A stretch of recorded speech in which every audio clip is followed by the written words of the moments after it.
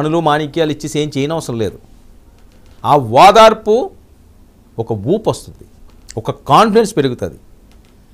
అది పవన్ కళ్యాణ్కి ఆ రోజు చంద్రబాబు నాయుడు గారి ద్వారా దక్కింది. నేను ఒక్కడనే కాదు, నేను ఒంటరినే కాదు, నేను ఓడిపోయినా బలమైన తెలుగుదేశం పార్టీతో నేను ముందుకు సాగే సమయం ఆసన్నమైంది అనుకున్నాడేమో. ఎవరన్నా అనుకుంటారు. ఒంటరిగా పోరాడి వెళ్ళే పరిస్థితి లేదు ఆంధ్రప్రదేశ్లో ఆ రోజుల్లో. తెలుగుదేశం పార్టీకి బలమైన ఓట్ బ్యాంక్ ఉన్నది, జనసేనకి అంత లేదు, ఒంటరిగా పోరాడలేరు. బీజేపీ పరిస్థితి కూడా అంతంత మాత్రమే. కేంద్రంలో వాళ్ళు ఎలాచేమో తప్పించి ఆంధ్రప్రదేశ్కి వచ్చేసరికి ఏముంది, ఏమీ లేదు. తెలంగాణతో కంపేర్ చేసినా చాలా తక్కువ ఆంధ్రప్రదేశ్లో. బీజేపీ కూడా రాలేని పరిస్థితి. ఇలాంటి టైంలో ఆయన వెళ్ళి అక్కడ కనెక్ట్ అయ్యారు.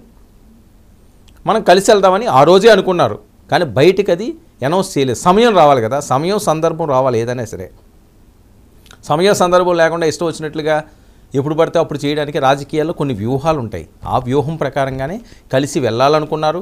ఎలా వెళ్ళాలో రూప కల్పన అక్కడే జరిగింది, రచన చేశారు ఫ్యూచర్కి, కానీ బయటికి చెప్పలేదు. ఆ తర్వాత జరిగిన పరిణామాలు ఏంటి?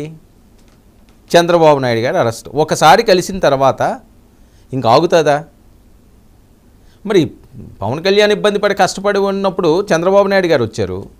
మరి చంద్రబాబు నాయుడు గారికి కష్టమైనప్పుడు పవన్ కళ్యాణ్ గారు వెళ్ళాలి కదా. నీతి కదా అది.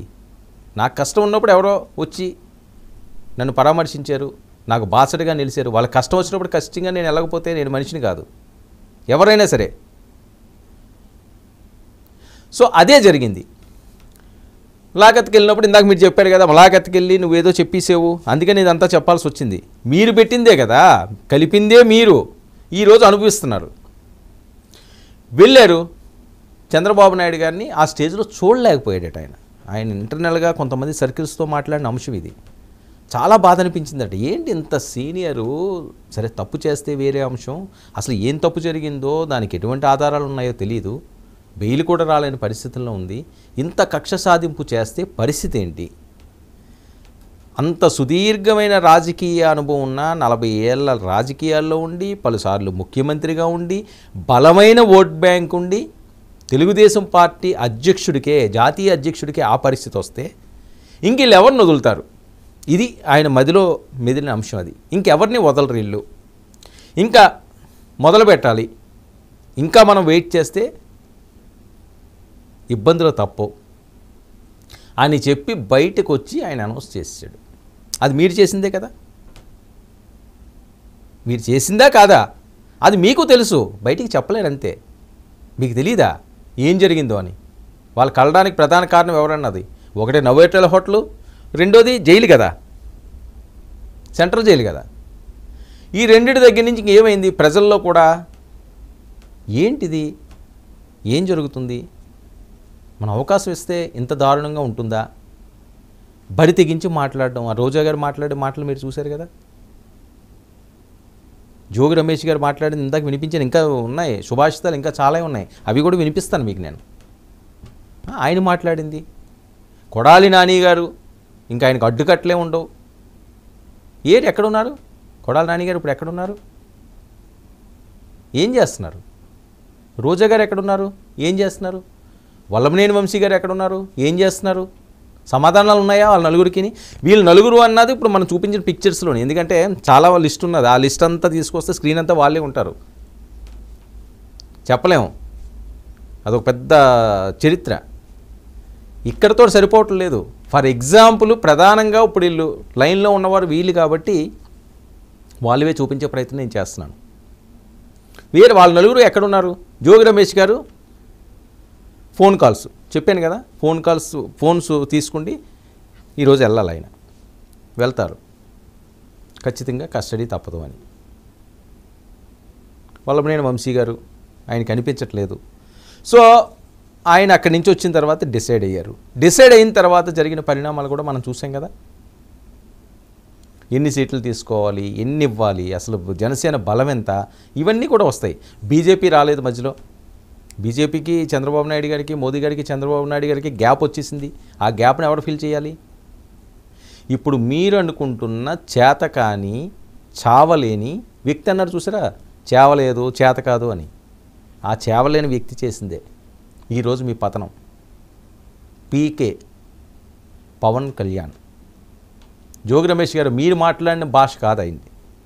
ఎందుకంటే నిరూపించుకున్నాడు ఆయన 21కి 21. మీరు కూడా కొట్టలేరు ఎప్పటికీ. వైనాట్ 175 అన్నారు కానీ ఏమైంది?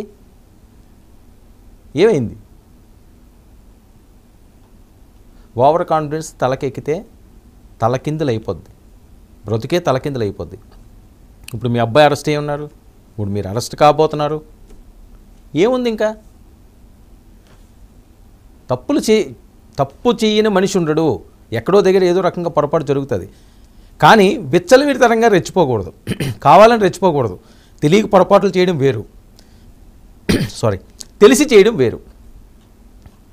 సో ఈ పరిస్థితుల్లో మీ ఎపిసోడు ఇలా నడుస్తుంది. బీజేపీ రాలేని పరిస్థితి, అది వస్తుందో రాదో తెలియదు. వాళ్ళు పవన్ కళ్యాణ్ ముందును పెట్టుకుండి వెళ్దామని వాళ్ళు చూస్తున్నారు. అది జరగదు, ఓటు చీలడానికి వీలు లేదు అని కంకణం కట్టుకున్న పవన్ కళ్యాణ్ మీరు రెచ్చగొట్టి ఈ దుస్థితికి తెచ్చుకున్న పీకే. మీరు ఆయన రెచ్చగొట్టి ఈ దుస్థితి తెప్పించుకున్నారు చూసారు, ఆ పీకే. ఆయన దృఢ సంకల్పం, ఎక్కడ తగ్గాలో కాదు ఎక్కడ నెగ్గాలో తెలిసినోడే అన్నవాడు పవన్ కళ్యాణ్. తగ్గాడు, ఈరోజు నెగ్గాడు. అత్తారింటికి సినిమా డైలాగు చాలా పాపులర్ డైలాగ్ అది. అంటే ఆయన నిజ జీవితంలో కూడా ఇలాగే జరుగుతుందా అనడానికి ఇది ఒక నిదర్శనం. అక్కడ అలాగే తగ్గాడు, అన్ని రకాలుగా తగ్గాడు. అపర కోటీశ్వరుడు ఏమైంది, ఒక కార్ డ్రైవర్గా వెళ్ళి చేరాడు. అంటే సినిమాలకి నిజ జీవితాలకి కూడా సంబంధం ఉంటుంది, ఆ థీమ్ ఉంటుంది. బయట ప్రపంచాన్ని చూసే సినిమా రూపంలో వస్తుంది అది. దాని ఒక కథగా అందంగా మలిచి, అంత పెద్ద నిడి ఉండదు కాబట్టి దాన్ని 2 గంటలకు 2 గంటల 10 నిమిషాలకు 15 నిమిషాలకు కుదించి మన ముందు ఉంచుతారు. వాళ్ళు ఎక్కడి నుంచో తీసుకురారు, మన సమాజంలో తిరుగుతున్న కథలనే వాళ్ళు అద్భుతంగా ప్రజెంటేషన్ చేసి మన ముందు ఉంచుతారు. ఆయన ఏం చేశాడు? కోట్లాది మంది ఎవరి కోసం? అత్త కోసం, మేనత్త కోసం. తగ్గాడు, ఫైనల్గా నెగ్గాడు. ఇక్కడ అదే చేశాడు ఆయన. 40 సీట్లని కొంతమంది అంటారు. కాపు సామాజిక వర్గం వాళ్ళతో నిలబడలేదు. ఓ పక్క నుంచి ముద్రగడ గారు కాపు కార్డు పట్టుకుండి, ఆయన వంగా గీత గారు, హరిరామ జోగయ్య గారు, వాళ్ళ అబ్బాయి గారు వైసీపీలోకి వెళ్ళారు. సో మొత్తం ఆయన్ని ఇబ్బందుల వలయంలో ఇరికించారు. ఎందుకంటే అప్పటి వరకు సక్సెస్ లేదు పవన్ కళ్యాణ్కి, ఫెయిల్యూర్గా ఉన్నాడు పొలిటికల్గా. సినిమాల్లో సక్సెస్ అవ్వచ్చు, ఆయన పవర్ స్టార్ అవ్వచ్చు, ఇక్కడ ఏమీ లేదు. పవర్ వస్తుందో రాదో తెలియదు. ఇక్కడ అస్సలు పవర్ లేని వ్యక్తి రాజకీయ పరంగా. నేను చెప్పేది 2019 ఎన్నికల తర్వాత ఏముంది? ఆయన సొంత డబ్బులకు ఖర్చు పెట్టుకుంటే ఏవో ఆయన వెల్ఫేర్ చేయాలనుకున్నారు, చేశారు, అడావిడి తప్ప రాజకీయ పరంగా ఎవరికి సీట్ ఇవ్వాలో, ఎవరు గెలుస్తారు, ఇప్పుడు ఆయన ఎక్కడి నుంచి నుంచోవాలో, ఆయన గెలుస్తాడో గెలడో ఈ ఇందులో కదా ఆయన తికమకలో ఒక ఇబ్బందికర పరిస్థితుల్లో ఉన్నాడు ఆయన. అలాంటి టైంలో మీరిచ్చిన బ్రీతు ఆయన్ని అక్కడ బంధించి ఈయన్ని ఇక్కడ జైల్లో పెట్టి, బీజేపీ వెళ్ళాడు, ఆయన కష్టపడ్డాడు, మోదీ గారిని ఒప్పించాడు, అమిత్ షా గారిని ఒప్పించాడు, నా మీద నమ్మకం ఉంచండి అన్నాడు. ఈరోజు సక్సెస్ఫుల్గా తిరుగులేని సీట్లో కూర్చున్నాడు.